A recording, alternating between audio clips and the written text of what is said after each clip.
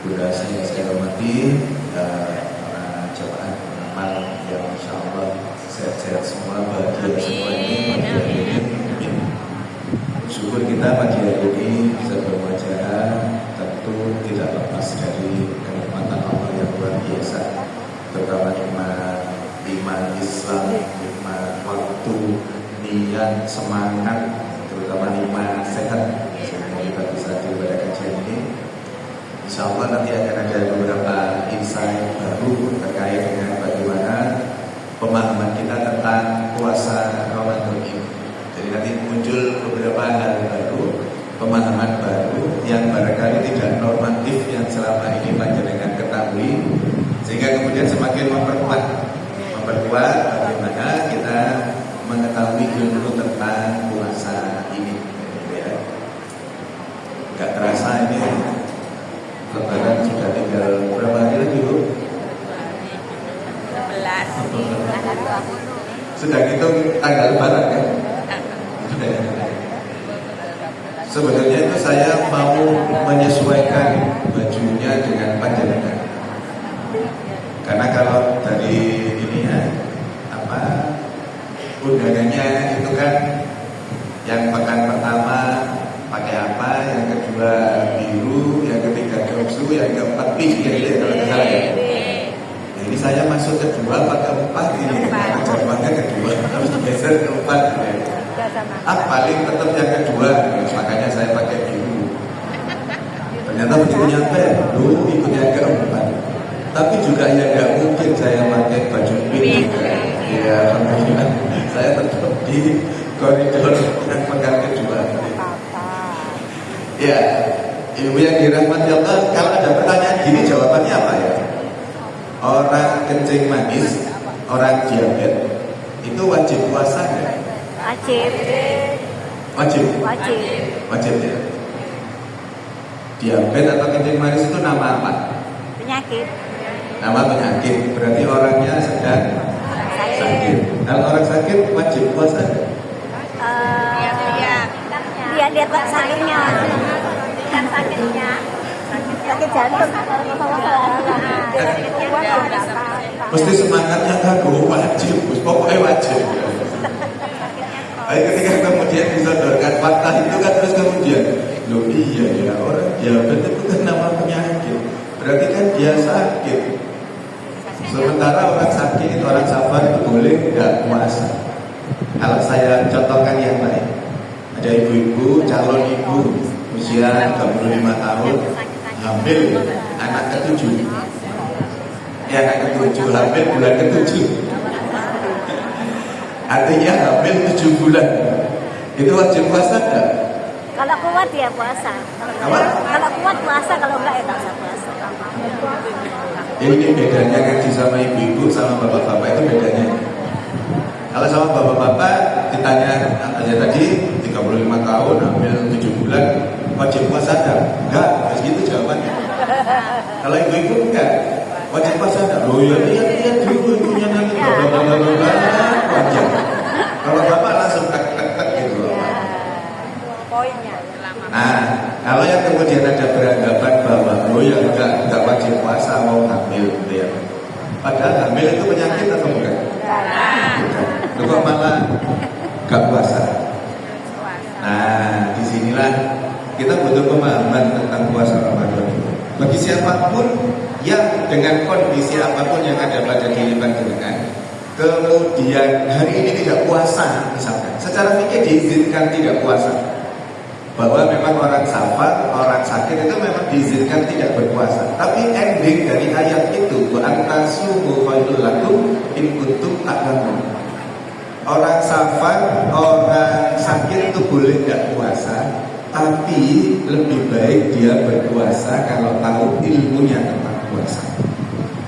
Nah, barangkali ada atau siapapun yang di sekitar panjenengan yang tidak puasa gara-gara diabetes misalkan, atau gara-gara usianya sudah 70 tahun.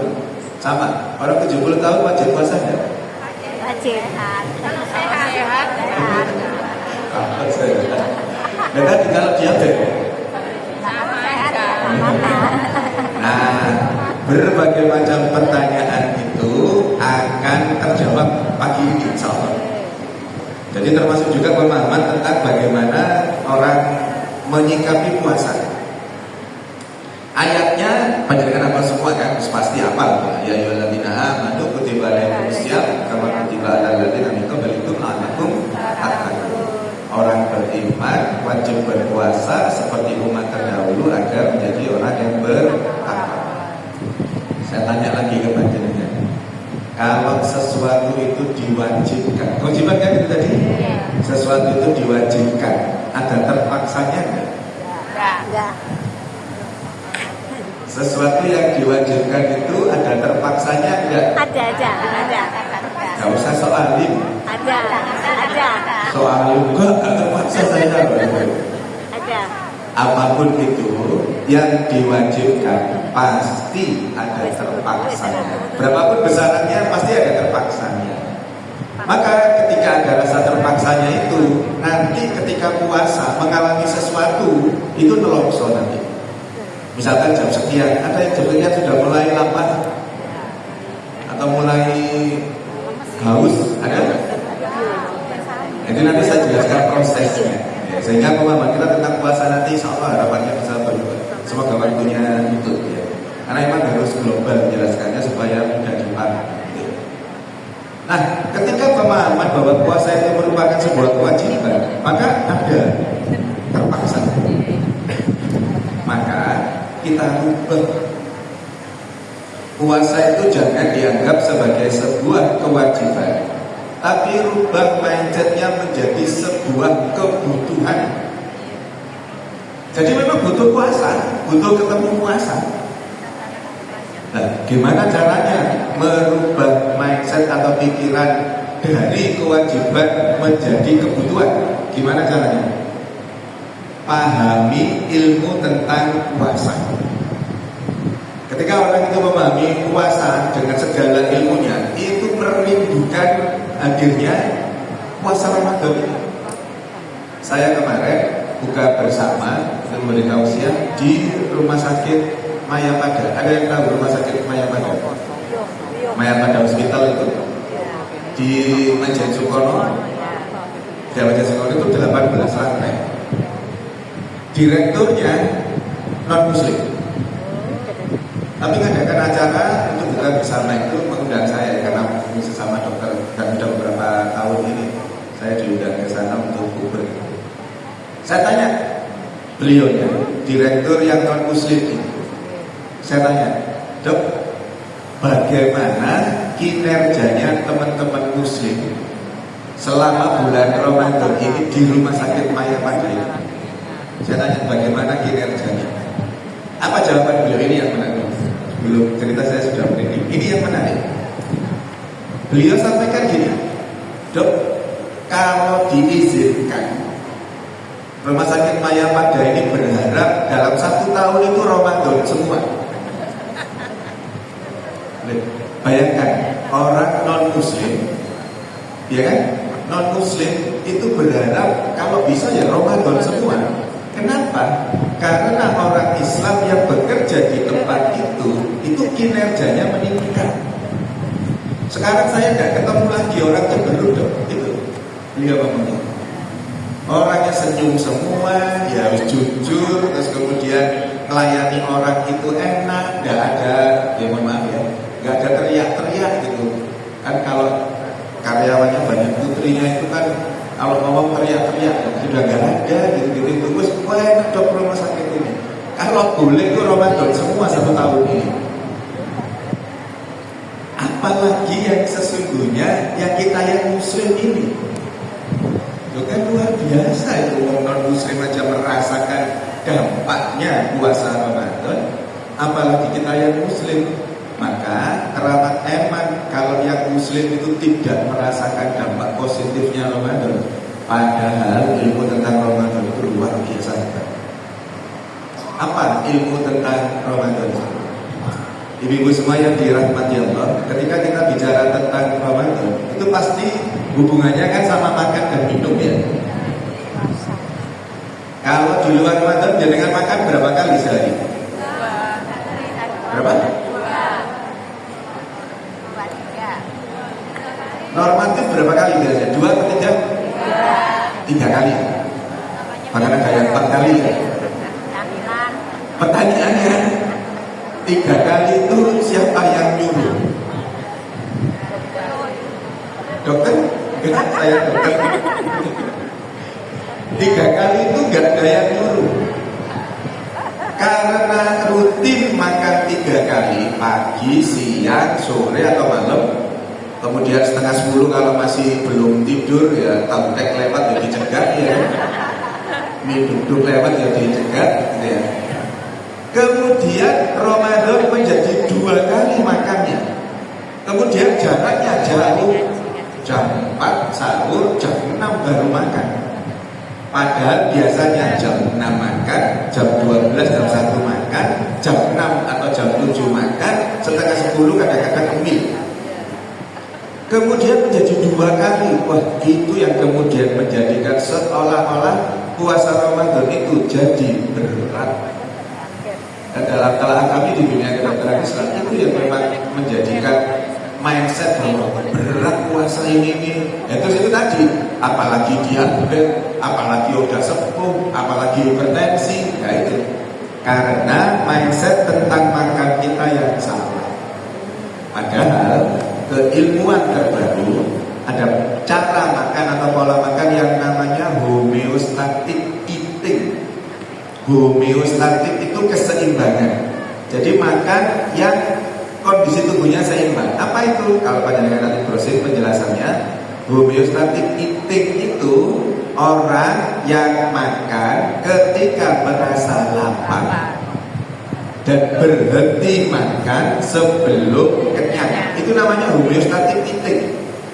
Kira-kira 2 dekade, 20 tahunan inilah itu baru ditemukan. Padahal homeostatic eating itu Rasulullah sudah lakukan 1400 lebih tahun yang lalu ya. Rasulullah itu kan kalau makannya seperti itu. Kalau merasa lapar baru makan, berhenti makan sebelum kenyang. Dalam keilmuan modern itu bahasanya namanya homeostatic eating. Dan itu cara makan yang terbaik. Selain homeostatic eating ada yang disebut dengan emotional eating, ada yang disebut hedonic eating, ada 3. Jadi homeostatic eating, hedonic eating, dan emotional eating. Hedonic eating itu apa? Seperti yang biasanya panjenengan lakukan itu. Misalkan jam 6 sarapan. Misalkan ini di luar Ramadan ya.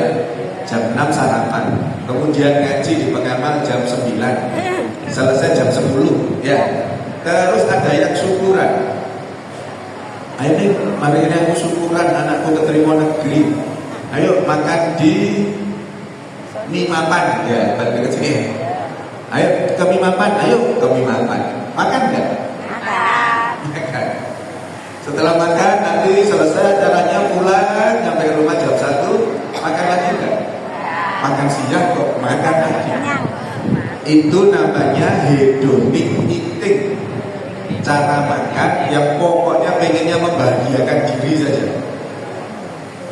Nanti ada emotional eating. Emotional eating itu orang stres, orang lagi marah, pelampiasannya makan. Karena apa? Karena orang stres itu kadar hormon kortisolnya naik. Dengan makan kadar hormon dopaminnya naik. Hormon dopamin itu hormon bahagia. Maka ketika makan dia merasa bahagia, stresnya agak berkurang. Selesai makan, dopaminnya habis, kortisolnya tetap tinggi, dia stres lagi. Tapi ada yang seperti itu, emotional eating itu. Dia itu stres tapi tambah gendut. Stres tapi tambah gemuk. Nah, cara makan yang terbaik itu adalah homeostatic eating. Lalu apa yang terjadi ketika Ramadan, ketika berpuasa? Kalau Anda ini tidak puasa ya, Anda tidak puasa, itu mekanisme yang ada di dalam tubuh kita. Ketika misalkan makan jam 7 tadi sarapan ya, nanti jam 1, jam 2 merasa lapar. Ketika lapar, apa yang terjadi? Ada yang disebut dengan impulse survive. Jadi sinyal untuk bertahan hidup.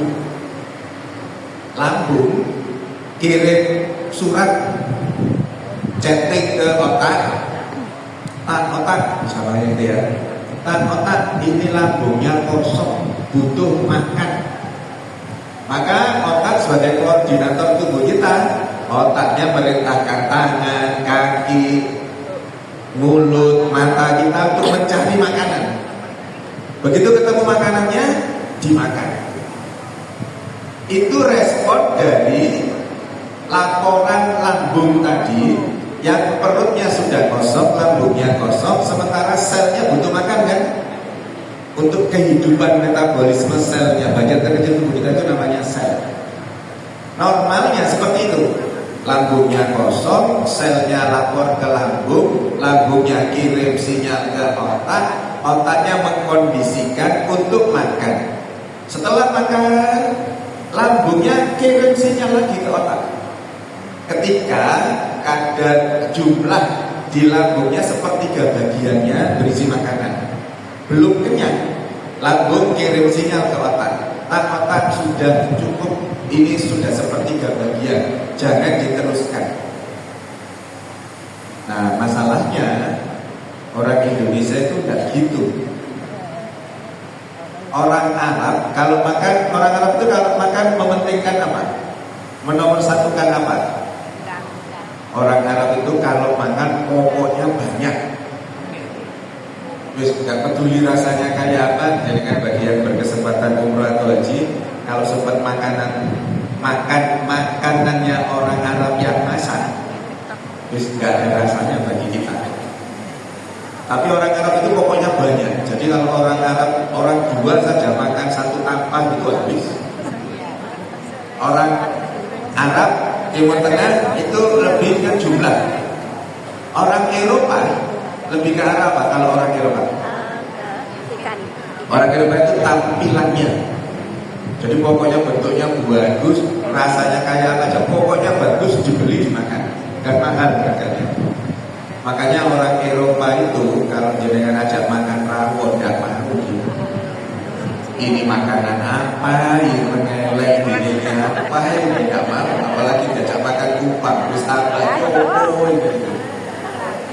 Karena dasarnya orang Eropa itu memang tampilannya. Nah, orang Indonesia apa? Mementingkan rasa. Orang Indonesia itu mementingkan rasa. Jadi ketika proses tadi terjadi, otak sudah ngomong stop makan, lidahnya protes. Enggak, ini enak loh, ini masih ada. Apalagi terus masih ada. Loh kok mubadir nanti mubadir dan seterusnya, sehingga kemudian terus makan. Ketika makan terus, lambungnya nanti melebihi ambang batas untuk makanan lebih dari sepertiga, itu yang berbagai macam penyakitnya timbul. Maka di dunia kedokteran dikenal istilah memanjakan 12 cm, merusak 12 meter. Tahu maksudnya? Memanjakan lidah 12 cm, tapi merusak saluran pencernaan 12 meter. Kenapa? Karena tidak mampu menahan diri, mementingkan lidahnya itu tadi. Maka penyakit-penyakit yang urusannya dengan saluran pencernaan yang berimbas kemana-mana itu banyak kejadiannya di Indonesia, termasuk jamaah pengamal ini ya. Nah, maka harus kita ubah mindset itu ya. Itu normalnya seperti itu, ibu-ibu. Lapar, lapor, dapat tanggapan, makan, lambungnya lapor lagi, sudah stop, selesai. Itu di luar Ramadan. Kalau di bulan Ramadan gimana? Lambungnya jam 11-an gitu ya kira-kira, 11 jam 12, lambungnya kosong, lambungnya lapar, lambungnya lapor ke otak. Dilaporkan ke otak, otak kosong, butuh diisi makanan. Apa jawabannya otak?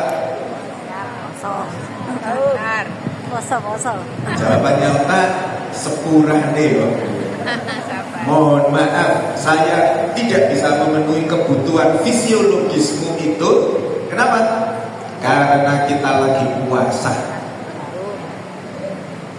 Yang mengontrol itu, yang mengontrol puasa itu, yang menyampaikan ke lambung, mohon maaf, tidak saya penuhi karena kita lagi puasa, itu bagian otak yang namanya prefrontal cortex.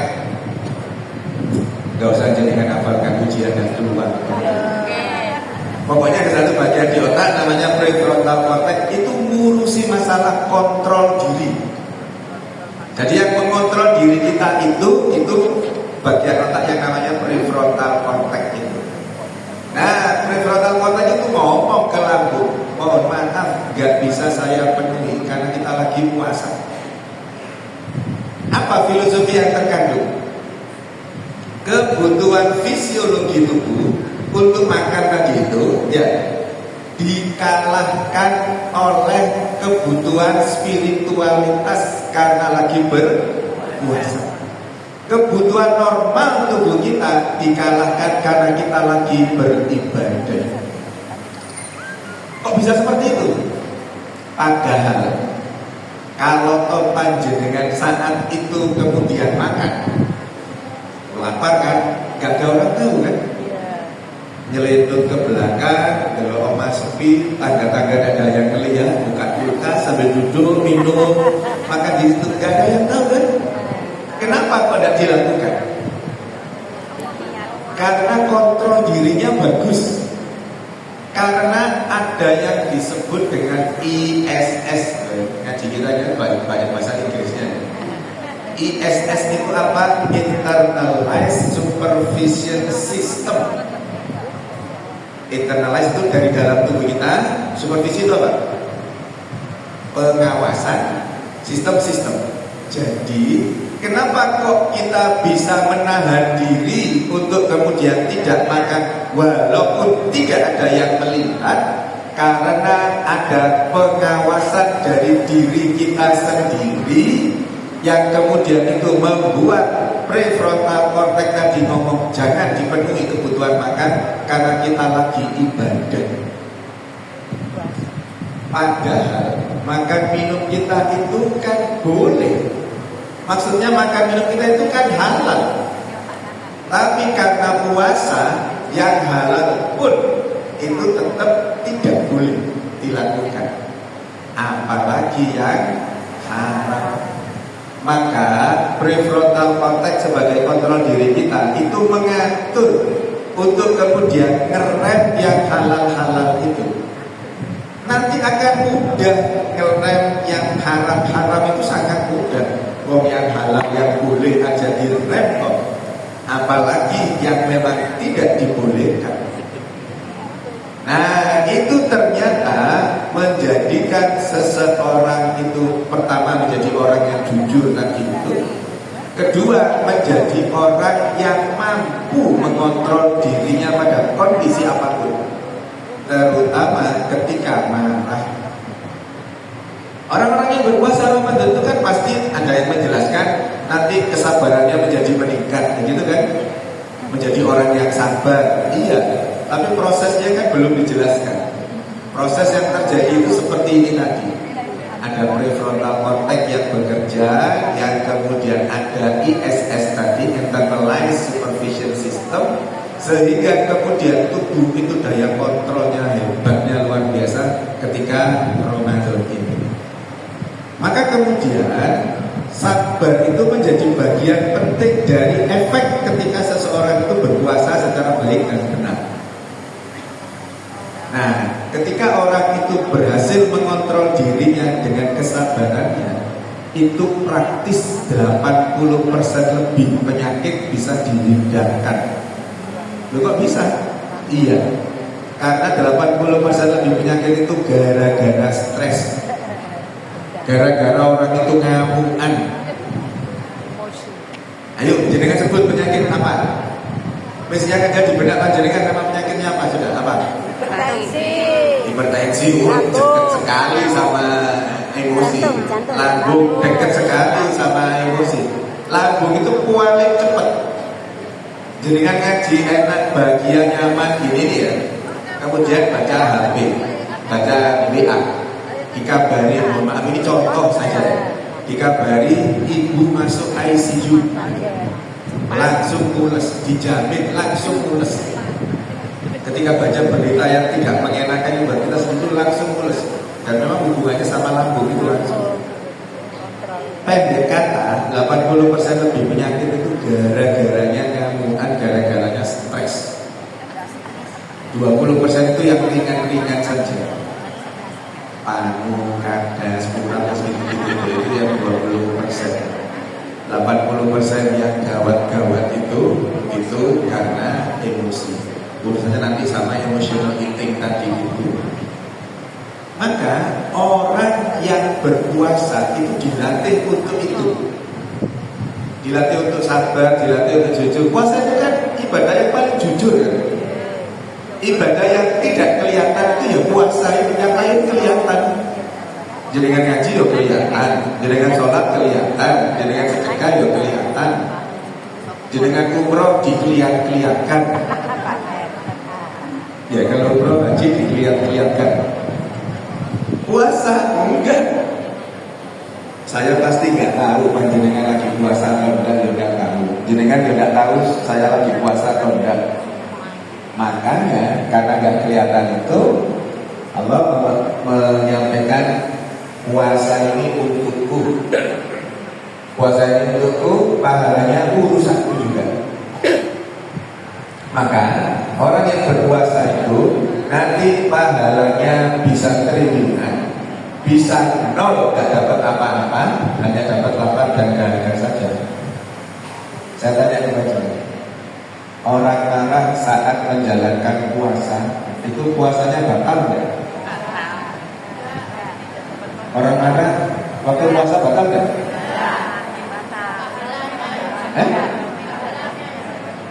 Nggak batal? Batal. Kalau marahnya sambil minum es kopi.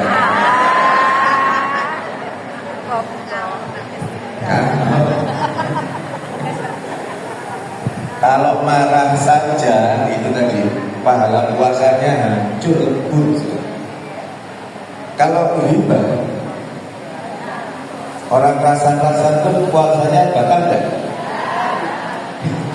Ya batal kalau rasa-rasanya sambil minum ikan. Jadi itu tadi pahalanya nol sampai berlipat-lipat triliunan, itu Allah yang tentukan dan kita tidak tahu dengan itu. Tapi ada indikator yang walaupun ini belum ada bukti empirisnya ya. Indikator ketika puasa kita itu berhasil. Berhasil itu artinya enggak nol. Bukan hanya lapar dahaga saja, enggak. Itu adalah ketika berbuka. Ini belum ada bukti empiris, maksudnya bukan penelitian itu enggak. Tapi sebagian besar orang merasakan itu. Pokoknya kalau ketika buka itu leganya luar biasa, gitu ya. Jadi buka air putih aja, tapi terus kemudian, wah, rasanya wego gitu itu. Ya, itu insya Allah indikator keberhasilan puasa. Tapi kalau puasa terus kemudian minum buka itu dispon baik gitu ya, ya harus sekedar minum. Ya itu bisa jadi tanda-tanda kita butuh introspeksi selama puasa hari itu apa saja yang kita perbuat, apa saja yang kita lakukan. Karena kan jelas ketika buka itu kan luar biasa nikmatnya. Nah, kemudian dirahmati Allah, sebelum saya cerita tentang sel manfaat puasa tadi itu, ketika otak tadi ngomong ke lambung, sepurane kata turuti karena kita lagi puasa, gitu kan? Apa yang dijanjikan oleh otak kita?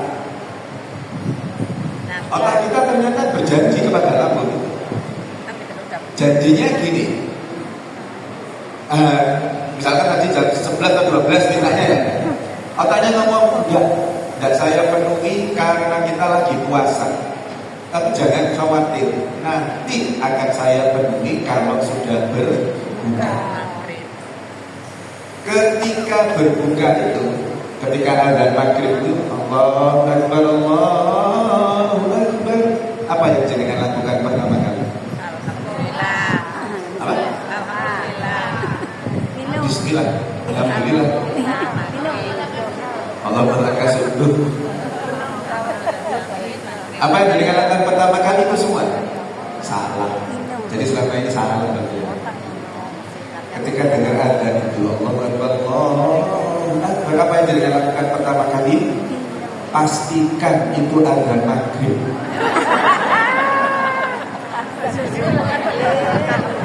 Khawatirnya itu dengan layar-layar sebelum asar. Terus dengar ada asar dengan khusus buku itu sudah langsung buku. Jadi pastikan dulu itu adzan maghrib. Kalau sudah jelas adzan maghrib baru begitu. Ya Bismillah. Silakan. Pendek kata harus segera dibatalkan puasanya. Nggak usah sok-sokan. Dikuat kok luwe kok aku ayo di jalan gitu, harus nanti aja. Makanya kalau di perjalanan ketika area sekitar waktu puasa sebaiknya jangan selalu bawa air dan kurma. Itu selalu harus ada. Di tas panjenengan harus ada air dan kurma untuk menjalankan sunnah Rasul ketika berbuka. Nah, proses ini tadi jam 11 menuju ke jam 6 itu kan dijanjikan nanti aja buka jam 6 nanti boleh makan. Saya kondisikan untuk makan. Itu dalam bahasa kerennya namanya delay gratification. Delay itu apa? Gratifikasi itu hadiah. Hadiah yang tertunda. Mestinya jam 11 halal di luar Ramadan, tapi kemudian otaknya menjadikan enggak, jangan sekarang, nanti aja saya beri hadiah jam 6 ketika adzan maghrib. Proses itu namanya delay gratification. Nanti panjenengan browsing. Orang-orang yang terbiasa dengan delay gratification itu orang-orang yang sukses. Kenapa? Karena nggak gerusa-gerusu, karena sabar. Maksudnya ketika misal di sebuah institusi, di sebuah kantor, kedudukannya masih kepala bagian misalkan, untuk kemudian menjadi wakil direktur gitu misalkan, itu dia sabar, ya menunggu prosesnya, menunggu sampai jam 6 tadi itu, maka dia akan melakukan hal yang terbaik untuk supaya nyampe ke jam 6. Atau gini, jenengan punya anak atau cucu pengen minta sepeda ke jenengan. Ketika jenengan janjikan, tak tukar mau saya belikan sepeda, tapi harus hafal juz 30, misalkan gitu ya. Anak ini kira-kira bekerja keras untuk menghafalkan juz 30 enggak? Akan bekerja keras menghafalkan juz 30 itu. Untuk apa? Ya untuk targetnya tercapai berupa sepeda tadi. Kita yang berpuasa Ramadan jam 11, 12 dijanjikan nanti jam 6 akan diberi makanan hadiah itu tadi, maka kita akan berbuat yang terbaik. Itu alam bawah sadarnya seperti itu. Akan berbuat yang terbaik untuk nyampe jam 6 itu nanti. Dan penelitiannya membuktikan itu, bahwa orang-orang yang delay gratification itu nanti menjadi orang yang sukses karena karirnya jelas, berbuat yang terbaik untuk semua hal kaitan dengan dirinya itu. Maka apa yang kemudian terjadi? Delay gratification itu melatih kita untuk tadi sabar, menjadi orang yang sukses, mampu mengontrol diri, sehingga secara tidak kita sadari puasa ini mampu membentuk kita menjadi pribadi yang luar biasa hebat. Itu dalam tataran akhlaknya seperti itu. Jadi ada sistem yang menjadi CCTV diri kita sendiri, sehingga kemudian di luar Ramadan pun jenengan akan tetap dengan kejujuran itu, akan tetap dengan kontrol dirinya itu, walaupun tidak ada yang melihat. Latihan 1 bulan ini atau bagi ibu yang masih menstruasi, latihan 20 hari itu latihan yang luar biasa untuk menggembleng seseorang menjadi lebih baik itu. Makanya wajar kalau selepas Ramadan itu ada sosok baru yang luar biasa. Itu dalam tataran akhlak. Lalu dalam tataran kesehatan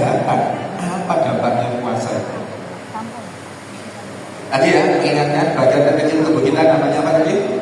Sel.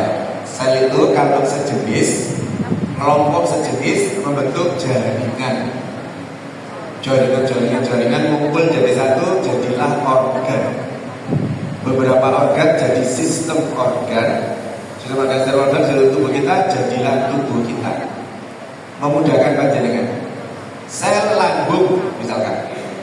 Sel lambung itu kalau ngumpul yang sejenis jadi apa tadi? Sel sejenis jadi apa?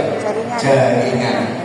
Terbentuklah jaringan otot lambung, jaringan mukosa lambung, jaringan saraf lambung, jaringan darah lambung. Jadilah organ namanya lambung. Lambung ketemu usus halus, usus besar, rektum, anus, esophagus, tenggorokan, mulut. Jadilah sistem organ pencernaan. Sistem organ pencernaan kumpul sistem organ pernafasan, perpipisan, persarafan, perdarahan. Jadilah tubuh kita. Kenapa ini harus saya sampaikan ke panjenengan? Supaya panjenengan tahu bahwa penyakit apapun yang diderita oleh seseorang itu yang sakit selnya. Bisa dipahami ya? Penyakit apapun yang terjadi pada seseorang, sesungguhnya yang menjadi penyebab itu sakit karena selnya rusak. Jadi kan sebut penyakit apa? Gagal ginjal.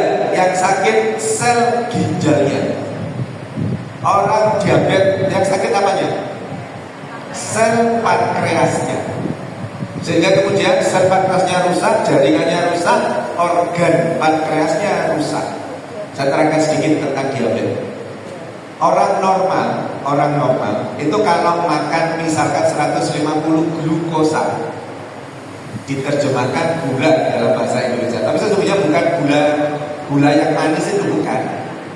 Makanan walaupun tidak manis, kalau dimakan masuk ke tubuh kita, itu nanti pasti menjadi glukosa. Ibaratnya makanya dimasukkan 150 glukosa. Pankreas fungsinya itu memproduksi apa? Insulin. Insulin fungsinya apa? Memecah glukosa tadi menjadi tenaga, menjadi energi.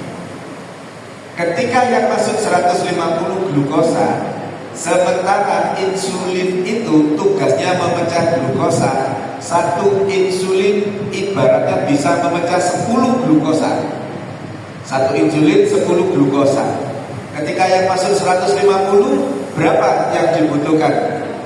15. 150 dibagi 10 ketemu 15. Orang normal pankreasnya memproduksi 15. Sehingga glukosa yang ada di dalam darah itu dipecah jadi energi, jadi tenaga, metabolisme selnya hidup. Orang diabetes gimana? Orang diabetes makanan yang masuk 150 glukosa, pankreasnya kan rusak. Dia tidak mampu memproduksi 15. Dia hanya mampu memproduksi 7 misalkan. Berarti yang dipecah berapa? 7 kali 10. Berarti yang dipecah 70. Glukosa di dalam darah dipecah 70 jadi energi. Yang 80, tadi kan 150. Yang 80 di mana? Tetap ngendon di darah berupa glukosa, tidak dipecah jadi tenaga. Apa akibatnya? Ketika darahnya diambil, diperiksa di laboratorium, kadar gula darahnya tinggi, terjadilah diabetes itu. Jadi pankreasnya sakit, tidak bisa memproduksi insulin. Pankreas sakit kenapa? Karena sel pankreasnya sakit. Nah, ketika Ramadan, apa yang terjadi? Ini berlaku untuk semua sel. Artinya, semua penyakit itu selnya yang sakit, selnya yang rusak. Stroke yang rusak apanya? Sel saraf di otak. Asma yang rusak apa? Sel di paru-paru. Hipertensi yang rusak apanya? Sel di ginjal dan di jantungnya. Maka yang rusak itu selnya. Nah, sekarang proses bagaimana menyembuhkan itu. Bapak yang dirahmati Allah, ketika normal tidak berpuasa tadi, itu kan lambung kirim sinyal ke otak, dituruti sama otak kan, makan, glukosanya masuk, makanannya masuk, selnya hidup. Karena memang selnya yang sesungguhnya selnya yang kirim sinyal ke lambung itu. Lambung ini selnya sudah habis, ini sudah makanannya habis, ini harus dikirim makanan. Nah, sel-sel berbagai macam sel kirim sinyal ke lambung, lambung kirim sinyal ke otak. Dipenuhi makan, sel-selnya tadi hidup karena dapat asupan makanan. Nah, ketika puasa, saya tadi nggak terima kan, otaknya tadi kan dapat sinyal, dapat impuls survive tadi itu, otaknya ngomong sekurangi, kata turuti. Lalu apa yang terjadi dengan selnya? Selnya tadi kan lapar, selnya kan minta diberi makanan. Ketika kemudian lambungnya tidak terisi makanan karena memang otak tidak mengizinkan karena sedang beribadah puasa, apa yang terjadi dengan selnya? Selnya itu diam, gak dapat asupan makanan kan? Penelitiannya Profesor Yoshinori terjadi yang disebut dengan autofagi atau autopagi. Auto itu otomatis, pagi itu makan. Siapa yang makan, siapa yang dimakan. Ternyata penelitiannya Profesor Yoshinori itu ketika puasa waktunya makan di delay gratification tadi, selnya butuh makan kan? Apa yang kemudian dilakukan sel karena nggak dapat asupan makanan dari luar? Apa yang terjadi? Sel yang sehat makan sel yang rusak. Sementara sel itu punya tempatnya masing-masing. Jadi ibaratnya ini kursi ya, ini sel sehat. Sebelahnya ada kursi lagi, sel sehat. Sebelahnya ada kursi lagi, sel rusak. Sebelahnya sel rusak. Sebelah sini juga sel rusak, sel sehat, sel rusak. Gak tahu berapa banyak sel yang rusaknya. Ketika puasa Ramadan karena tidak dapat asupan makan, sel yang sehat makan sel yang rusak. Ketika sel yang rusak tidak dimakan oleh sel yang sehat karena selalu terpenuhi kebutuhan makannya di luar Ramadan, kan selalu terpenuhi kebutuhan makanannya. Makanannya tadi dikirim ke sel-sel ini tadi. Sel sehat dapat jatah, sel rusak dapat jatah. Sementara yang bisa menjalankan fungsinya itu sel sehat kan tadi. Sel rusaknya berfungsi nggak?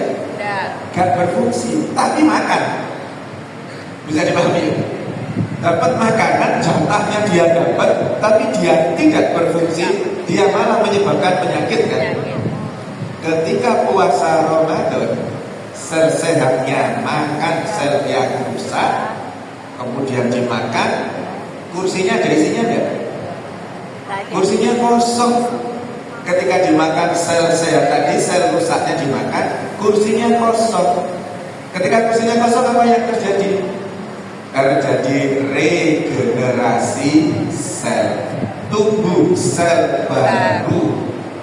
Sel rusaknya berkurang, yang jadi penyebab penyakit tadi, tumbuh sel baru. Kira-kira nanti akan disembuhkan tidak oleh Allah? Pasti disembuhkan. Ketika sel rusak tadi lambat laun tambah habis,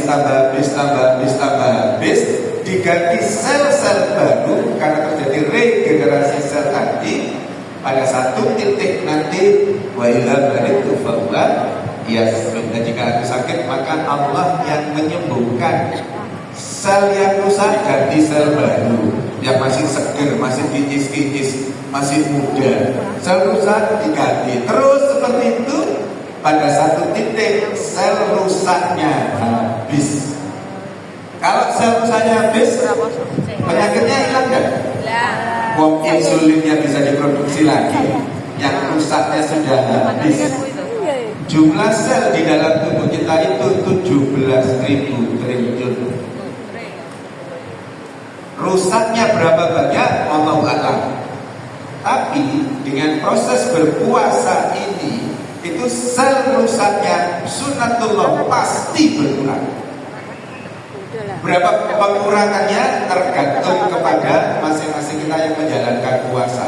Dan ini terkorelasikan dengan niat. Nanti bahas niat satu kajian sendiri. Niat yang lillahi ta'ala itu mampu membuat sel yang sehat aktif makan sel yang rusak ini. Jadi luar biasa. Sel yang sehat itu makan sel yang rusak, sehingga pada satu titik nanti penyakit apapun akan Allah sembuhkan. Sudah tertulis di lauhul mahfuz. Malah disamani malah enggak medali baru di kitab ini. Kejadian-kejadian kecil, kejadian-kejadian hebat yang terjadi pada kita itu sudah ada catatannya di lauhul mahfuz. Termasuk orang yang diabetes dengan puasa itu kapan disembuhkan sudah tertulis di lauhul mahfuz. Tapi kita kan tidak bisa melihat lauhul mahfuz kita masing-masing. Maka apa yang dilakukan? Ikhtiar atau usaha yang terbaik, pasti Allah akan memberi takdir yang terbaik. Ikhtiar terbaik itu ya sekarang ini. Allah siapkan fasilitas, Allah siapkan kesempatan, peluang yang namanya bulan Ramadan untuk kita berpuasa. Maka saya cenderung bagi siapapun yang walaupun sakit diabetes tadi, ayo manfaatkan peluang ini. Ayo manfaatkan kesempatan ini untuk sel pankreas yang rusak nanti dihilangkan oleh Allah, diganti sel yang baru. Pada satu titik nanti pasti akan Allah sembuhkan. Tetap harus berkonsultasi dengan dokternya. Ketika yang rutin minum obat itu harus konsultasi. Tapi yang pertama kali pintu masuknya mindset kan bahwa kita yang butuh puasa. Karena sudah dalam ini ya.